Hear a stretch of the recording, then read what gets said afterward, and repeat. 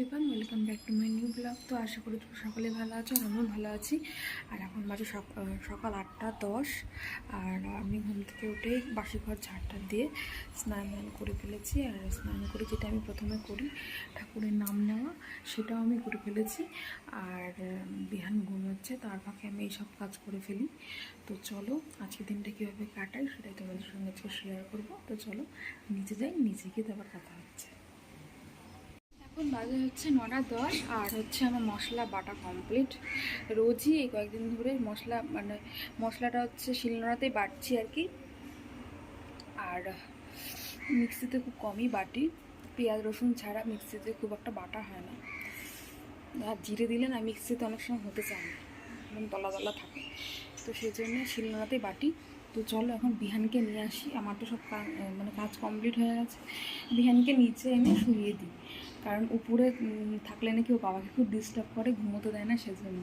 তো চলো নিয়ে আসি, তারপর কথা হচ্ছে। তো এখন বাজে হচ্ছে 11টা 46, মানে 12:15 মতো বাজে। আর আমার নিচে সমস্ত কাজ কমপ্লিট, উপরের কাজ কিছুটা বাকি আছে। যেমন দেখো, বিছানাটা গোছানো হয়নি, মানে আমি অর্ধেক তুলে দিয়ে গেছিলাম, মানে মশারিটা তুলে দিয়ে রেখে দিয়ে গেছি। তারপর ভাবলাম যে পরে এসেই তুলবো, তখন একটু তাড়াহুড়ো ছিল, সেজন্য আর তুলিনি। আর ওদিকে দেখো তোমাদের দাদা জামা কাপড় ওখানে ফেলে রেখে দিয়ে চলে গেছে অফিসে। আর নিচে হচ্ছে বিহান হচ্ছে মার কাছে আছে, ও ট্রেন মেন হাড্ডা বাড্ডা এসব গাড়ি মাড়ি নিয়ে খেলছে। তো নিচে আছে, যতক্ষণ তাড়াতাড়ি করে কাজ করে নিই।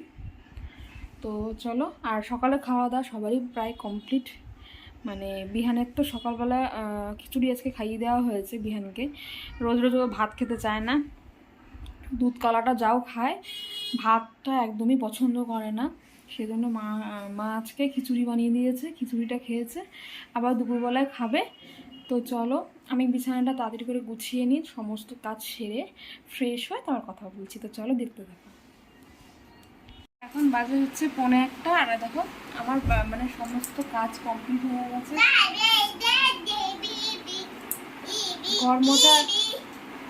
ঘর মোছা কমপ্লিট, সব কিছু কমপ্লিট। আর দেখো এতক্ষণ মাকে নিচে জ্বালাচ্ছিল, আমি ডাক দিয়েছি যে আমাকে এই আমার গলার আওয়াজ পেয়ে উপরে চলে এসেছে। আর উপরে এসে দেখো এই যে কী করছে। আমি বিছানাটা গুছালাম কিসের জন্যে? তাহলে তো আমার বিছানাটা না গুছালেই হতো। দেখো কি করলো, জায়গাটা কি করলি?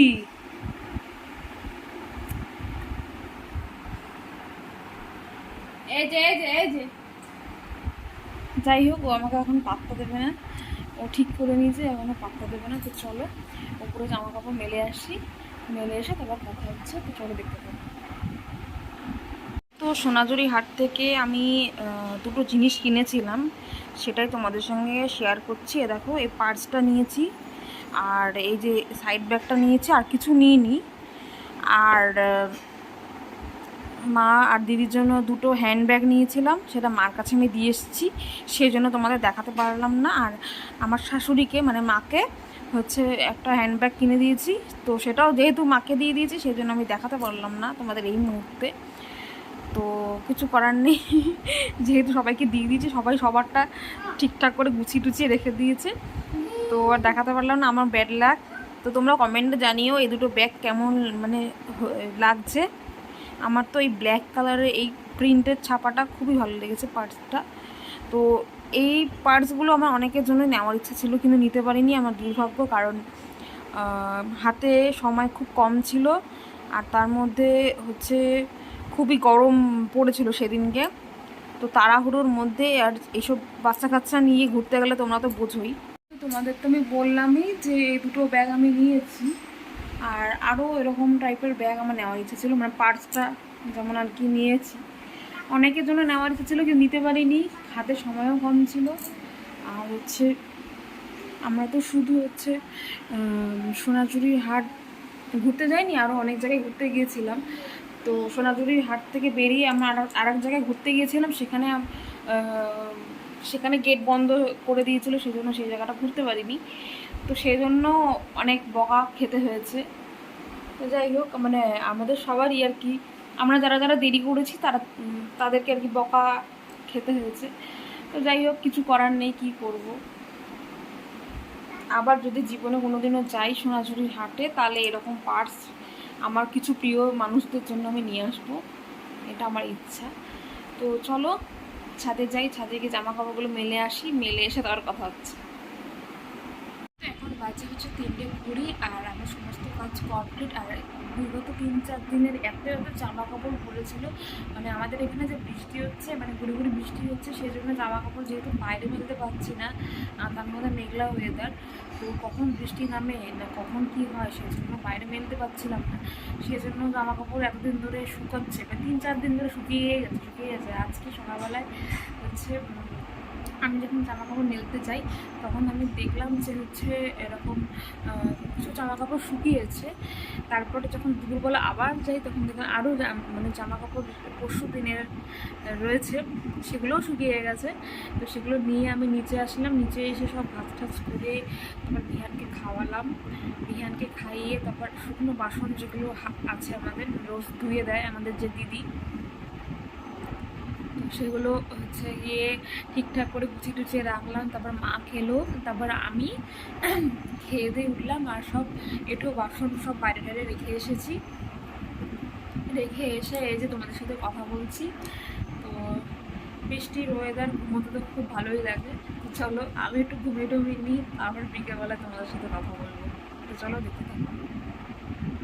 তো এখন বাজে হচ্ছে 6:55, আর আমার সন্ধ্যে দেওয়া কমপ্লিট হয়ে গেছে। আর ঘুম থেকে উঠতে আজকে একটু দেরি হয়ে গেছে। রোজ 6টার সময় উঠি, আজকে 6:15 উঠেছি। আজকে বৃষ্টির ওয়েদার ছিল, মানে এত ঘুম পাচ্ছিল না, ঘুম থেকে উঠতে ইচ্ছা করছিল না। তো ঠান্ডা ঠান্ডা ওয়েদার, ওই জন্য আর কি একটু আলসেমি ধরেছিল। তো যাই হোক, সন্ধ্যা সন্ধ্যা দেওয়া হয়ে গেছে, এখন নিচে যাচ্ছি। নিচে গিয়ে দেখাচ্ছি তোমাদেরকে বিহান কি করছে। তো চলো দেখতে থাকো। তো এখন বাজে হচ্ছে 8:30, আর আমি বাড়ি চলে এসেছি। আমি একটু বেরিয়েছিলাম, মানে আমার ফোনের যে মানে গেরিলা গ্লাসটা যেটা হয়, সেই গেরিলাটা একটু মানে খারাপ হয়ে গেছিলো, মানে একটু ফাটা ফাটা হয়ে গেছিলো। সেই জন্য একটু এটা চেঞ্জ করাতে গিয়েছিলাম, এবং চলে এসেছি বাড়ি। আর মা একটু গেছে মা বাড়ি নেই। আর আমি ভাবছিলাম হচ্ছে ওখান থেকে একটু মানে এই ফোনের কভার, সরি ফোনের এই গেরিলাটা চেঞ্জ করে ভাবছিলাম একটু ওই বাড়ি যাবো, গিয়ে মার সাথে বাবার সাথে দেখা করবো, কিন্তু সেটা আর হলো না। খুবই দেরি হয়ে গেলো, মানে এখন বাজে 8:30। এখন আমি যদি 8:30টার সময় যাই, তাহলে আমার ফিরতে ফিরতে 9:10-15 হয়ে যাবে। আর রাত্রে রান্নার সব বাকি আছে, শুধু ভাত আছে, আর কিচ্ছু নেই, সব রান্না বান্না করতে হবে। তো সেজন্য ভালো লাগছে না, গরমের মধ্যে চলে এসেছি। আর আমি বাড়ি এসেছি, আমি তো এখানে ভিডিও করছি, আর ওইদিকে দেখো বিহান কী করছে।